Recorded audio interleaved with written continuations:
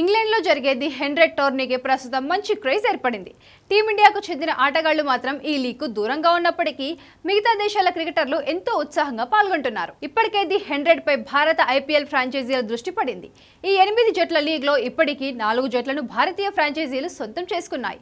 తాజాగా ఐపీఎల్ టోర్నమెంట్లో sun Risers Hyderabad జట్టు యజమానిగా ఉన్న కావ్య మారన్ ది 100 క్రికెట్ టోర్నమెంట్లో పాల్గొనే నార్థన్ సూపర్ చార్జర్స్ జట్టును అధికారికంగా కొనుగోలు చేసింది. ఈ ఒప్పందం విలువ సుమారు 100.5 మిలియన్ పౌండ్లు, అంటే భారత విలువలో దాదాపు 1.161 కోట్లు. ఈ అతిపెద్ద కొనుగోలు ద్వారా సన్ రైజర్స్ గ్రూప్ ప్రపంచ క్రికెట్ రంగంలో మరో అడుగు వేసింది. నార్థన్ సూపర్ చార్జర్స్ జట్టు గత ఆర్థిక సంవత్సరం ఆదాయం కేవలం 22 కోట్లు మాత్రమే. అయితే సన్ టీవీ గ్రూప్స్ అంతకంటే 53 రెట్లు ఎక్కువ ధర చెల్లించి కొనుగోలు చేసింది. ఇది చాలా మందికి ఆశ్చర్యం కలిగించినప్పటికీ దీని వెనుక బలమైన కారణం ఉంది. ఈ జట్టు ఇప్పటికే లాభాల్లో నడుస్తోంది. అంతేకాకుండా 100 మందులు మాత్రమే ఉన్న ది 100 టోర్నమెంట్ ప్రపంచవ్యాప్తంగా అభిమానులలో క్రేజ్ తెచ్చుకుంది. దీని భవిష్యత్ వృద్ధిని పరిగణలోకి తీసుకునే సన్ టీవీ ఈ పెట్టుబడిని పెట్టింది. సన్ టీవీ గ్రూప్స్ కు క్రికెట్ జట్లను నిర్వహించడం కొత్తేమీ కాదు.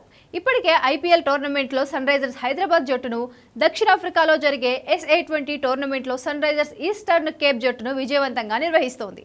సన్ గ్రూప్స్ వ్యవస్థాపకుడు కళానిధి మారన్ కుమార్తె కావ్య మారన్ ఈ జట్ల సీఈఓగా ఉండి చక్కగా నిర్వహిస్తోంది.